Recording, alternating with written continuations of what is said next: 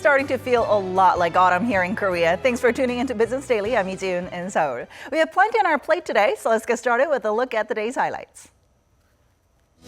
Korea's biggest shipping group, Hanjin, and its board members agree to file for court receivership after creditors refused to provide further funding to the debt-laden firm. Concerns rise over Korea's continued low growth as the country's output across all industries, including services, dropped in July. These stories and more coming right up.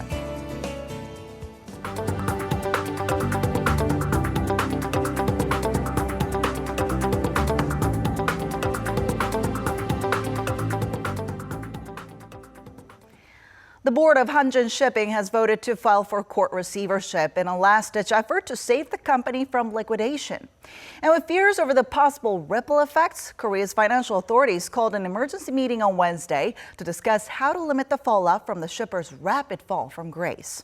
Our Hwang Ho-jun starts us off. A desperate measure for the sinking shipping company, once the world's seventh biggest by capacity. Hanjin Shipping's board of directors convened Wednesday morning, Korea time, to decide on a future course, and 6 out of 7 members decided to file for court receivership. All trading in shares of Hanjin Shipping has been halted after its stock price plummeted as much as 29.1%, eventually closing at just 1,240 Korean won, or a little over $1. Court receivership will give the court full control and authority to make decisions for the company. The court will replace the current executive with a new legal administrator and will make a judgment as to whether or not Hanjin has a chance for survival. If Hanjin is deemed fit to survive, the court will start restructuring the company, potentially liquidate some assets, and manage its obligations as necessary to bring the company into a process of recovery. The court will also continue to closely monitor the company's debt repayment. If Hanjin follows through on all steps, then it graduates from receivership. On the other hand, if the court determines that its operations cannot be salvaged through restructuring, liquidation may be in order. Korea's Financial Services Commission led an emergency meeting on the situation about an hour before Hanjin announced its fateful decision. In a statement, FSC officials said they believe the filing's effect on domestic financial markets will be limited. However, to minimize the blow, they also said the government will actively look for ways for Hanjin's rival, Hyundai Merchant Marine Company, to take over ships, business networks, and its workforce once the receivership filing is complete. According to its mid-year report on June 30th, Hanjin had total debts of about $5.5 billion, while this week its market value tumbled to about $270 million. Hwang Ho-jun, Business Daily. And things are not looking too good over at the National Assembly as Korea's rival parties are still locking horns over the approval of a near $10 billion budget supplement aimed at boosting the economy. Lawmakers on the National Assembly's Special Committee on Budget and Accounts have been holding negotiations since this morning, but have failed to narrow their differences. The parties had originally agreed to approve the extra funds on Tuesday, but the main opposition Minju Party of Korea wants to provide assistance to local education offices burdened by high childcare costs, and also give extra support to South Korean firms shut out of the shuttered inter-Korean Kaesong Industrial Complex. The ruling Century Party says it will not yield from what the rival parties already agreed upon last week. It also warned that if the Minju Party continues to hold up the passage of the bill, it could take measures to revoke other bipartisan agreements. Korean companies don't have a particularly bright outlook for the economy for September. According to the Federation of Korean Industries, the business survey index of the nation's top 600 firms came to 95 for next month. After hitting 102.3 in May, the figure has been below the 100 mark for 4 straight months. A reading below 100 means pessimism outweighs optimism, but the figure for next month does mark an uptick from August. Officials attribute this in part to the upcoming 3-day-long Chuseok, or Korea's traditional Thanksgiving holiday. Fresh figures from the Korean economy continues to alarm policymakers about protracted low growth. The country's output across all industries dropped last month, pointing to sluggish production, investment, and even consumption, which had been propping up the economy. For more on this, we're now joined by our Hangjie in the studio. Thanks for coming in today. It's been a while. Thanks for having me. All right, let's start off with some figures here. Tell us more about those output numbers. Sure. Korea's output across all industries snapped a 2-month trend of growth last month, edging down 0.1% from the previous month, while production in the mining and manufacturing sectors was up around 1.5% on month. A sluggish output in the services sector pulled down the country's overall output, dropping 0.7%. A lot of this had to do with the sweltering heat that withered outdoor activities on top of other factors like a slide in stock market transactions. Retail sales dropped more than 2.5% after the government's temporary tax breaks on car sales expired at the end of June.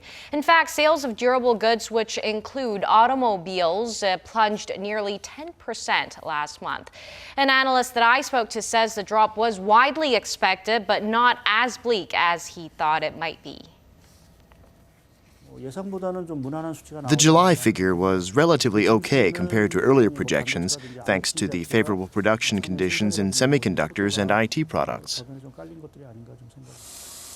Still, the latest figure is worrisome for many in that even the country's demand side that has been the main booster for growth recently is taking a hit as government policies to boost spending lose steam. So I guess the start of the second half looks quite rocky here. And also Right. given the current conditions both at home and abroad, things are not looking too promising down the line either. Yes, June. Uncertainties, including the Brexit aftermath, could further threaten the country's growth momentum. The reason why economic policymakers are calling on the National Assembly to swiftly pass the extra budget proposal worth around $10 billion, as we've just seen in an earlier report. The bill was submitted to Parliament late last month, but it's been held up due to political wrangling between the ruling and opposition parties. The government was hoping lawmakers would pass the bill early this month so it could start execution of the supplementary budget in September. The National Assembly Budget Office says if the government executes all of the extra budget in the third quarter, it will push up the country's overall growth rate by around 0.13 percentage points and create 27,000 jobs. But as time passes, as you can imagine, prospects for that get increasingly dimmer. Now, then, what are some other problems that are stumping growth? Well, as you just saw in that earlier report, the fate of the country's largest shipping company, Hanjin, is facing the risk of bankruptcy.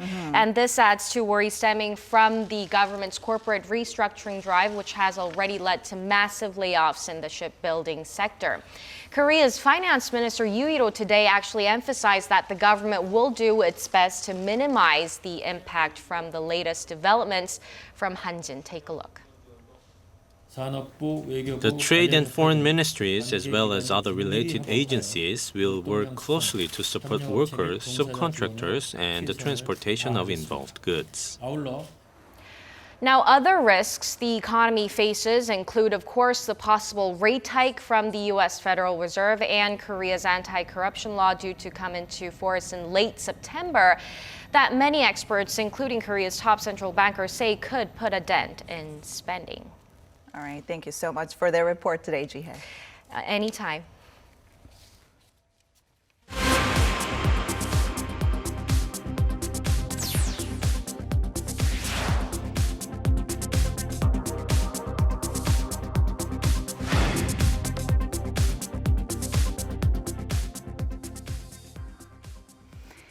EU antitrust regulators have ordered Apple to pay back the Irish government up to $14.5 billion in taxes. This marks the largest tax penalty in European history and, of course, has prompted rebukes from Apple along with the Irish and U.S. governments. Our Kim Hae-sung tells us more. The European Commission ordered Apple on Tuesday to pay nearly $15 billion in back taxes to Ireland, plus interest. Apple's tax benefits in Ireland are illegal. Two tax rulings granted by Ireland have artificially reduced Apple's tax burden for over 2 decades in breach of EU state aid rules. The Commission's 3-year investigation into favorable tax deals in the EU concluded that Apple had paid substantially less to the Irish government than other businesses. The standard rate of Irish corporate tax is 12.5%, but the Commission said Apple had effectively paid only 1% on its European profits in 2003 and about 0.005% in 2014. Both Apple and Ireland said they disagreed with the record penalty and would appeal against the ruling. In a letter published on its website, Apple said, quote, "The ruling will have a profound and harmful effect on investment and job creation in Europe." The European Commission's order also drew rebukes from the Obama administration, which said the move could undermine economic partnership between the U.S. and Europe. We are concerned about a unilateral approach in state aid negotiations that threaten to undermine progress that we have made collaboratively with the Europeans to make the international taxation system fair. Low corporate tax rates in Ireland, the lowest, in fact, among OECD member countries, have drawn hundreds of multinationals like Facebook and Google to Dublin.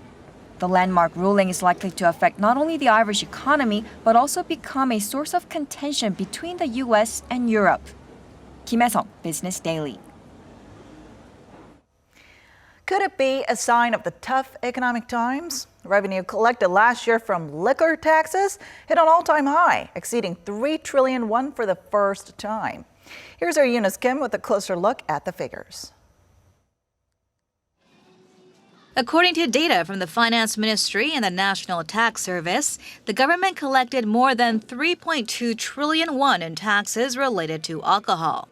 It's the first time liquor taxes have topped the 3 trillion won mark. The revenue stream has been on a consistent climb. After first capping 1 trillion won in 1990, it surpassed the 2 trillion won mark following the Asian financial crisis.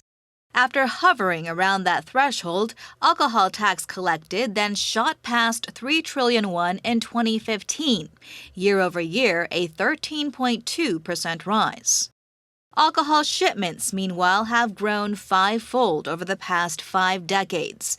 Looking at 2014 statistics, beer made up more than half of the haul at 59%, followed by soju at 26% and rice wine at 12%. Figures from the first half of the year also showed that both men and women in Korea drank more than what's recommended by the World Health Organization. Men, on average, consumed about a bottle of soju in one sitting, while women drank more than 4 shots, both exceeding WHO guidance. And while men kept within recommendations in beer consumption, women did not, taking in 4.5 glasses on average, according to a survey by the Food and Drug Safety Ministry. While the pure volume of alcohol consumption has risen, the content looks to have ebbed, as fruit-flavored soju with a lower alcohol content is rising in popularity over stronger concoctions. Eunice Kim, Business Daily. And as we heard, while beer's popularity leads the trend in growing alcohol consumption, the love doesn't quite seem to be shared across the board. Import beers are more and more encroaching on home turf, calling for a shakeup in the domestic beer market. Our Lee Ju-young has more.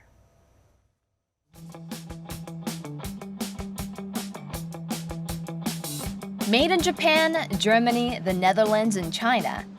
Rows and rows of foreign beers fill the shelves of the supermarket, catering to the growing number of local consumers looking for more diversity.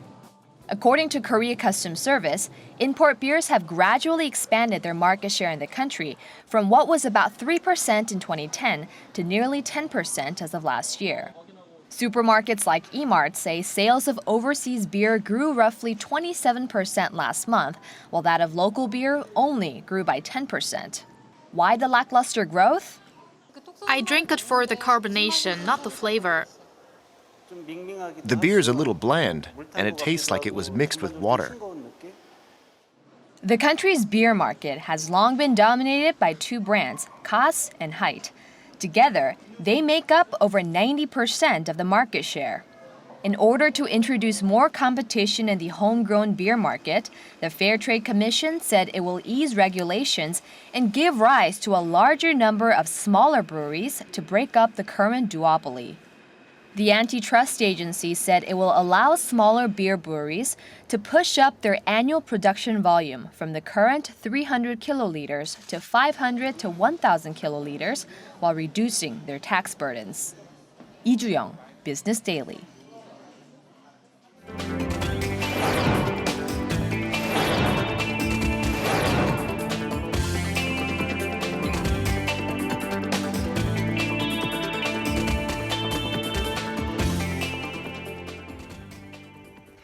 And that wraps it up for today. Thanks for watching, and we'll be back tomorrow with more at the same time, same place for your Business Daily. Until then, goodbye.